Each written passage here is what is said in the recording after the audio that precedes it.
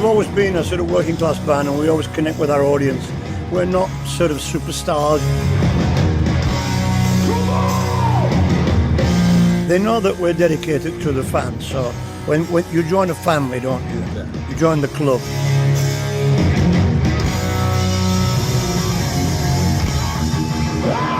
It's a testament to the music as well, you know. Make some fucking noise!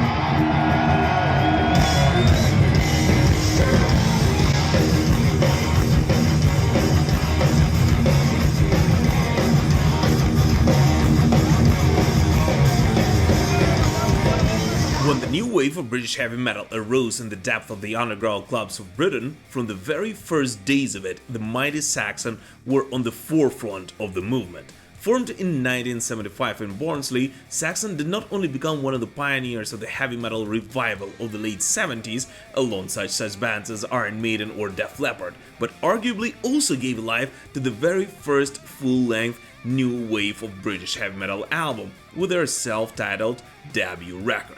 And so it is especially great to see this band still tearing up the crowds across the globe today, 45 years later, and even more so, doing it possibly even stronger than ever.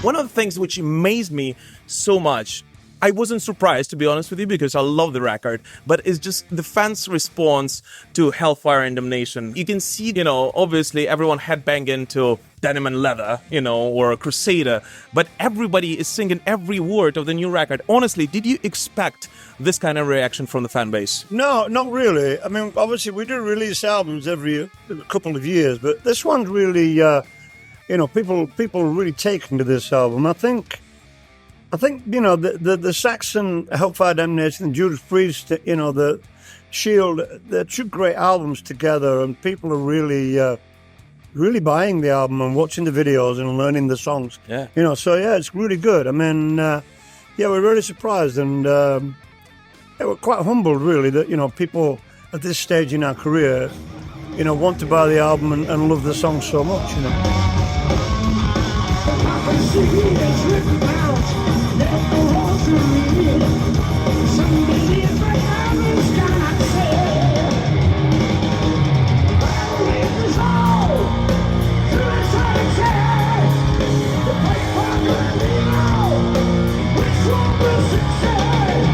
The most intriguing thing of all when it comes to the band's latest output is not even the fans' reception of Hellfire and Damnation, as let's be honest here, Saxon's loyal fan base will most likely listen to and purchase pretty much anything the band would release at this stage of their career, but rather how it has aged so far, as unlike many other new albums by the classic bands, the love for it has not faded away after the honeymoon, but rather the opposite, has grown quite a lot in the past months. And the reason for it might actually be in the band's return to the roots of their songwriting, with which they were able to resonate with both their old school fan base and the new blood in the Saxon family. The songs have a lot of depth to them.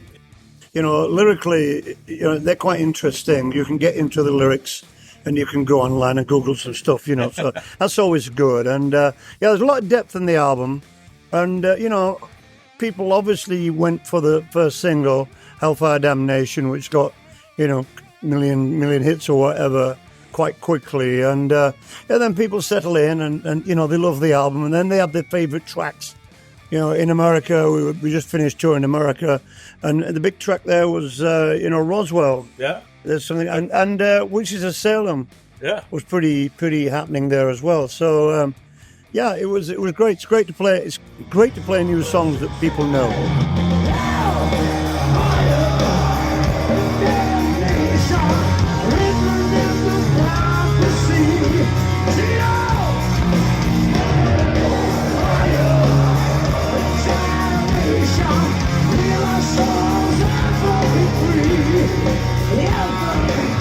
Yet, despite Hellfire and Damnation being, in my opinion, one of the strongest albums Saxon released since their early days, it actually is bound to face the same obstacle as most other new records by the legacy bands do: the competition it has with its predecessors, which may not allow it to shine in its full glory no matter how good it may be.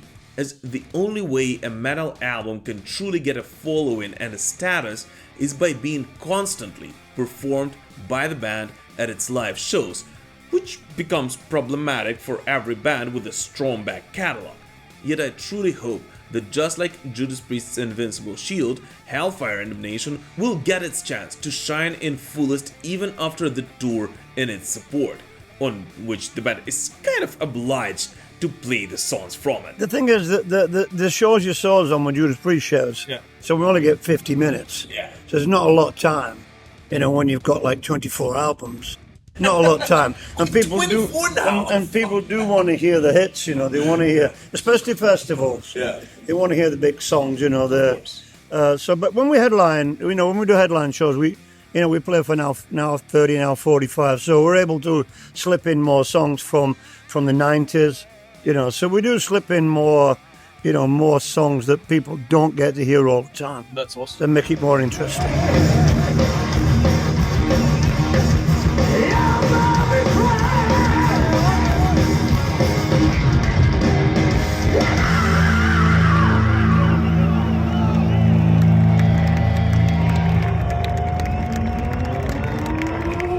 Over the last 10 years, the audience has been growing again, and there's a big influx of younger fans, definitely. And there's a bit of a Denim and Leather sort of club, there.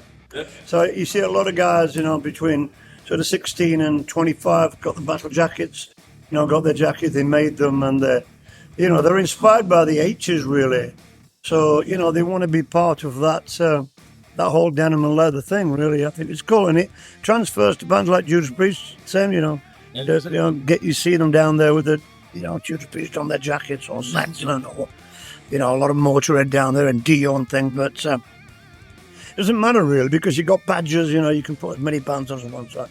I think it's a good thing to bring back that denim uniform.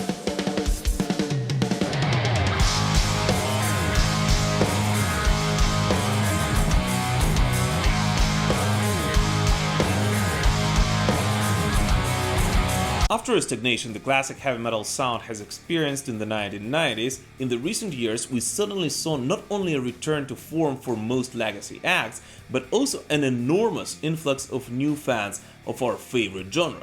The process which somehow culminated in 2024. And of course Saxon, being one of the bands on the forefront of this revival once again, this time in the 21st century, saw a huge increase in popularity from a much younger audience. Something that hasn't been the case for classic heavy metal on such a scale for a long time. And in all honesty, it is so amazingly great to see hundreds of young fans rush into the barrier early in the morning when the doors of the Rock Imperium Festival had just opened, and standing there for hours just to be able to see their favorite band up close. That is absolute commitment, that obviously, if you're into Saxon or into Priest or into, if it's your favorite band, you just like want to get to the front, see the band. Absolutely. You don't want to be watching them on a screen like miles away. So it's great that, and and poor guys have been there, all that time waiting. It's a testament to the music as well.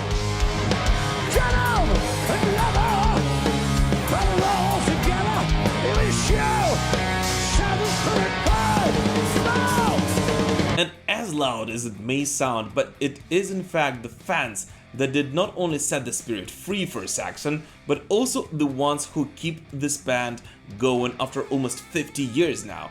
As in all honesty, a band of such status and legacy as Saxon of course does not need to prove anything to anyone anymore, and yet still they carry on giving the best possible shows today in 2024, and I believe that the fans feel this honesty every time a Steel Eagle flies above the lit up stage.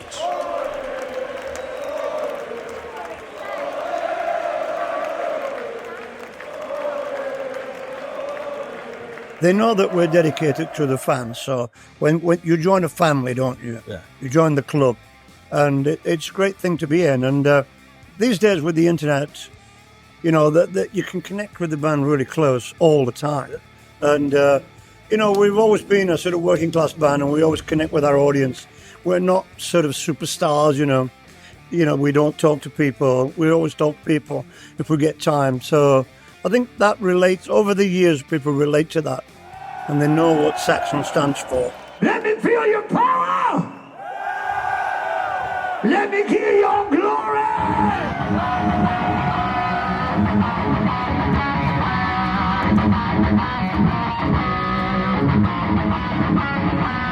It's the same eagle from 1981 we had built.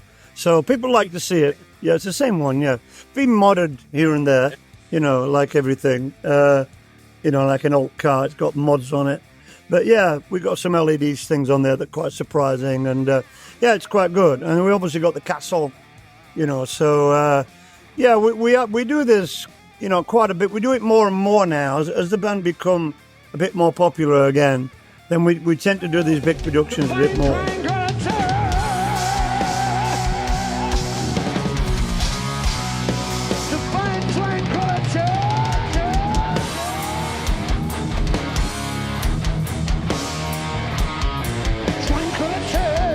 One of the secrets of longevity, which seems to be universal for most major acts that were able to keep the heavy metal fire burning in their veins for several decades straight, is that going on stage for them does not exactly equal to simply doing their job. They actually do seem to live and breathe metal. And this is in fact what I believe distinguishes the true metal legends from the bands who try themselves in the industry with the only desire to make money. And Saxon, being one of the hardest working bands in the genre, was somehow able to remain amazingly true to the spirit of rock and roll they themselves propagated since the early days, which shows both on and off stage in between their shows. More or less always in the zone. I'm always thinking and in the zone. I suppose when I'm at home I'm not in the zone, but when you're touring, you're in the zone all the time. All right. On the bus. The thing is, we do a lot of partying on the bus. You must have seen our famous bus. I joined one accidentally with Nigel. Yeah, exactly. So we party hard, and so we're always in that zone when we're touring. Yeah. So it's just an extension. To go on stage, we're just ready for it. She used to be an iron horse 20 years ago. Used to bring the mail to me through the ice and snow. Listening to Saxon in your headphones and enjoying this band live is in fact nothing alike. Saxon is actually one of those bands which simply belongs on stage, and which songs make you feel like you're an integral part of a metal community when you see thousands of metalheads of all ages and social status headbanging to Denim Leather or Crusader. And the thing is that you may not even like Saxon's music, but hearing those songs live leaves no one indifferent.